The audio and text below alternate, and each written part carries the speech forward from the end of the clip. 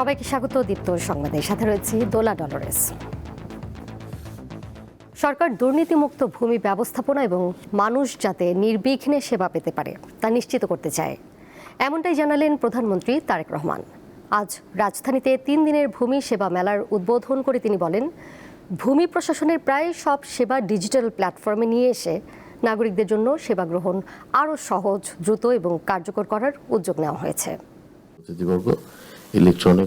রাজধানীর তেজগাঁওয়ে ভূমি ভবনে মঙ্গলবার ভূমি সেবা মেলা 2026 উদ্বোধন করেন প্রধানমন্ত্রী তারেক রহমান। এর মাধ্যমে দেশের প্রতিটি জেলা উপজেলায় 3 দিনের এই আয়োজন শুরু হয়। 3 দিন ব্যাপী ভূমি সেবা মেলার উদ্বোধন হতে যাচ্ছে। উদ্বোধনী অনুষ্ঠানে প্রধানমন্ত্রী বলেন, সরকার ভূমি ব্যবস্থাপনা সহজ করার মাধ্যমে জনগণের দোরগোড়ায় সেবা পৌঁছে দিতে চায়।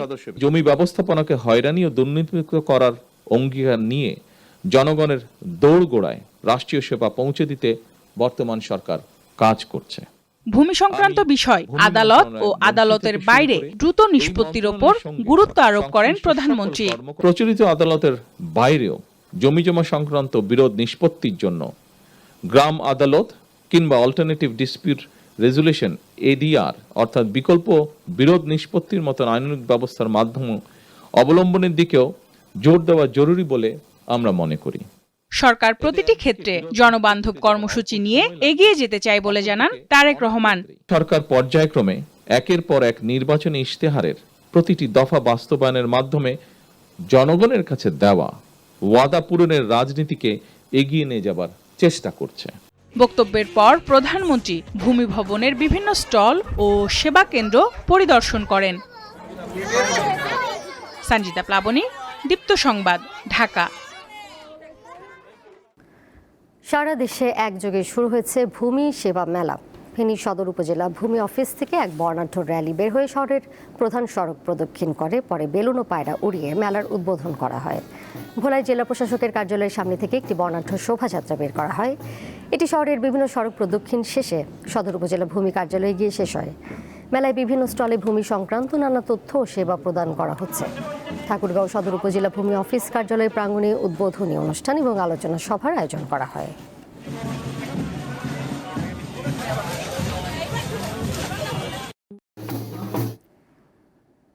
রাজধানীর সড়ক ব্যবস্থাপনায় যোগ হলো কৃত্রিম বুদ্ধিমত্তা বা এআই প্রযুক্তির ক্যামেরা। ট্রাফিক আইন ভাঙলে চালকের বিরুদ্ধে এখন স্বয়ংক্রিয়ভাবে মামলা হয়ে যাচ্ছে। নিয়ম ভাঙার কিছুক্ষণের মধ্যেই গাড়ির মালিকের ফোনে চলে যাচ্ছে জরিমানার নোটিশ। এখন পর্যন্ত 75টি স্থানে বসানো হয়েছে এই ক্যামেরা। এ নিয়ে 2 পর্বের প্রতিবেদনের আজ প্রথম পর্ব। ট্রাফিক আইন ভাঙলে আর পার পাওয়ার সুযোগ নেই, কারণ রাজধানীর সড়কে এখন ট্রাফিক পুলিশের চেয়েও তীক্ষ্ণ নজর রাখছে এআই প্রযুক্তি। ঢাকায় ব্যস্ত রাস্তায় এতদিনের চেনা দৃশ্যপটটা বদলে যাচ্ছে অনেকটাই। ট্রাফিক আইন ভাঙলে আগে যেখানে সার্জেন্টের বাঁশির শব্দ কিংবা হাতের ইশারায় অপেক্ষা করতে হতো, এখন সেখানে চোখ রাখছে কৃত্রিম বুদ্ধিমত্তা বা এআই চালিত স্মার্ট ট্রাফিক ক্যামেরা। সাধারণ সিসিটিভি ক্যামেরার মতো এগুলো শুধু ভিডিও ধারণ করে না, এই স্মার্ট ক্যামেরায় রয়েছে নম্বর প্লেট শনাক্তকরণ প্রযুক্তি বা এএনপিআর, স্পিড ডিটেকশন এবং আচরণ বিশ্লেষণকারী বিশেষ সফটওয়্যার। ফলে সিগন্যাল অমান্য করা, উল্টো পথে গাড়ি চালানো কিংবা হেলমেট ছাড়া মোটরসাইকেল চালানোর মতো অপরাধগুলো মুহূর্তেই ধরা পড়ছে এই প্রযুক্তিতে। এরপর ডিএমপির সার্ভার স্টেশন থেকে ফুটেজ যাচাই বাছাই করে মামলা দেয়া হয়। স্বয়ংক্রিয়ভাবে সে তথ্য চলে যাচ্ছে চালকের কাছে। এই প্রযুক্তির কারণে এখন সবচেয়ে বেশি ঝুঁকিতে অসচেতন চালকরা। নম্বর প্লেট অস্পষ্ট রাখা এবং সময় বাঁচাতে উল্টো পথে গেলে বিপদে পড়ছেন তারা। 4 চাকার গাড়ির ক্ষেত্রে চালক ও সামনের যাত্রী সিট বেল্ট না বাঁধলে তাও ধরা পড়বে উচ্চ রেজলিউশনের এই ক্যামেরায়। জেব্রা ক্রসিং ওভারটেক করা যাবে না, জেব্রা ক্রসিং সারা ভিতরে ব্রেক করতে হবে, গাড়ি তেরা করা যাবে না। হ্যাঁ, এআই সম্পর্কে যে মামলাটা হয় এটা সবাইকে প্রচার করে জানাতে হবে। এটার কিছু ব্যাড ইফেক্টও আছে, কারণ যেটা হলো আমরা জানলামই না মামলাটা হয়ে গেল, বিষয়টা এটাও একটা মানুষের জন্য, জনগণের জন্য হ্যারাসমেন্ট করবে। ভুক্তভোগী তো আমিই হব নিজেই, এই জন্য চেষ্টা করি যাতে নিয়ম অমান্য না হয়। আমাদের অলমোস্ট 11টা পয়েন্টে আরএফআইডি স্ক্যানার আছে। সেই স্ক্যানারের ভিতর দিয়ে যখন একটা গাড়ি যায়, সেই গাড়ির ট্যাক্স টোকেন রয়েছে কিনা, তার ফিটনেস আছে কিনা আমরা সব ধরতে পারি। যে গাড়িটা সত্যিকার অর্থে নিশ্চিতভাবে কাজটা করেছে, ওটাকে আইডেন্টিফাই করে তারপর আমরা এই মামলা প্রসেসে পাঠাচ্ছি। কোনো অবস্থাতেই মামলা করা, মামলার সংখ্যা বাড়ানো, টাকা বেশি আদায় করা, এটা কোনো ক্রেডিট হতে পারে না।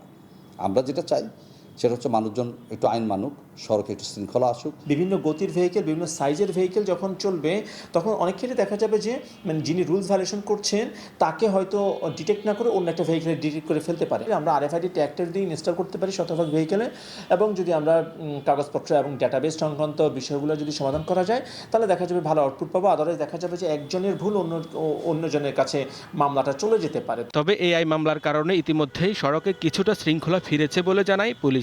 সিগন্যালগুলোতে নিয়ম মানতেও দেখা গেছে চালকদের। তাই পর্যায়ক্রমে রাজধানীর সব ট্রাফিক সিগন্যাল AI ক্যামেরার আওতায় আনার পরিকল্পনার কথা জানিয়েছে পুলিশ।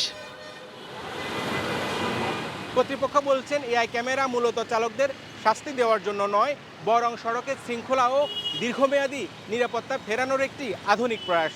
তবে এই প্রযুক্তির সুফল তখনই মিলবে যখন জরিমানা এড়ানোর চেয়েও সড়কে নিয়ম মানাকে চালকেরা নিজেদের দায়িত্ব বলে মনে করবেন। হেদায়েতুল্লাহ সীমান্ত, দীপ্ত সংবাদ, ঢাকা। অস্ট্রেলিয়ার সিডনিতে স্ত্রী ও 2 শিশুকে হত্যার অভিযোগে বাংলাদেশি বংশোদ্ভূত সুমন আহমেদ নামে এক ব্যক্তিকে গ্রেপ্তার করেছে নিউ সাউথ ওয়েলস পুলিশ। নিহত 2 শিশুর বয়স 12 ও 5 বছর। দি গার্ডিয়ান জানিয়েছে স্থানীয় সময় সোমবার সন্ধ্যায় ক্যাম্প বেলটাউন এলাকার নিজ বাসা থেকে নিজেই পুলিশে ফোন করেন 47 বছর বয়সী সুমন। পুলিশ গিয়ে বাসা থেকে নারী ও 2 শিশুর মরদেহ উদ্ধার করে। ঘটনাস্থল থেকেই তাকে আটক করা হয়। পুলিশ জানিয়েছে নিহতদের শরীরে ভয়াবহ ধারার অস্ত্রের আঘাতের চিহ্ন মিলেছে। শিশু দুটি বিশেষ চাহিদা সম্পন্ন ছিল। সুমন আহমেদ 2 সন্তানকে দেখাশোনা করতেন আর মা চাকরি করতেন। তবে পুলিশ এখনও নিহতদের পরিচয় প্রকাশ করেনি।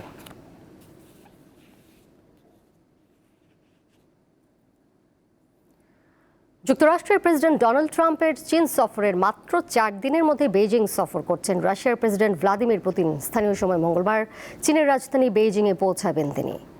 রুশ গণমাধ্যম তাস জানিয়েছে 19 ও 20 মে বেইজিংয়ে অবস্থান করবেন রুশ প্রেসিডেন্ট। এ সময় চীনের প্রেসিডেন্ট শি জিনপিংয়ের সঙ্গে বৈঠক করবেন তিনি।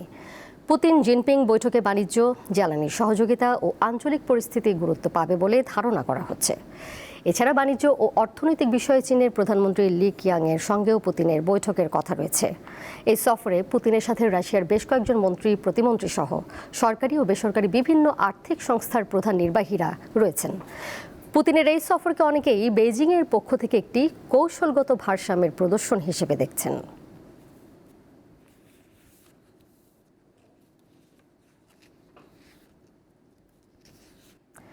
ফেডারেশন কাপ ফুটবলের ফাইনাল 19 মে হওয়ার কথা থাকলেও সেটি একদিন পিছিয়েছে বাফুফে। 2025-26 মৌসুমের ফেডারেশন কাপ ফুটবলের ফাইনাল খেলবে বসুন্ধরা কিংস ও মোহামেডান স্পোর্টিং ক্লাব। এই ফাইনাল হওয়ার কথা ছিল 19 মে, তবে বসুন্ধরা কিংস অ্যারেনায় এই ম্যাচ আয়োজনে মোহামেডানের আপত্তির কারণে ম্যাচ নিয়ে অনিশ্চয়তা ও জটিলতা তৈরি হয়। পরে বাফুফে থেকে এক বিজ্ঞপ্তি দিয়ে জানানো হয় অনিবার্য কারণে ম্যাচটি আজ অনুষ্ঠিত হচ্ছে না।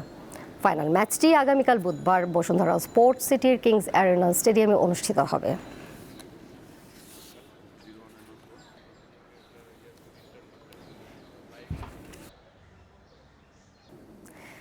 এর সাথে শেষ করব দীপ্ত সংবাদ। পরের সংবাদ দেখবেন বিকাল 5টায়। এছাড়াও আরও তথ্য এবং বিনোদনের নানা খবর জানতে যুক্ত থাকুন দীপ্ত ডিজিটাল প্ল্যাটফর্মে। সবাইকে ধন্যবাদ এতক্ষণ সাথে থাকার জন্য।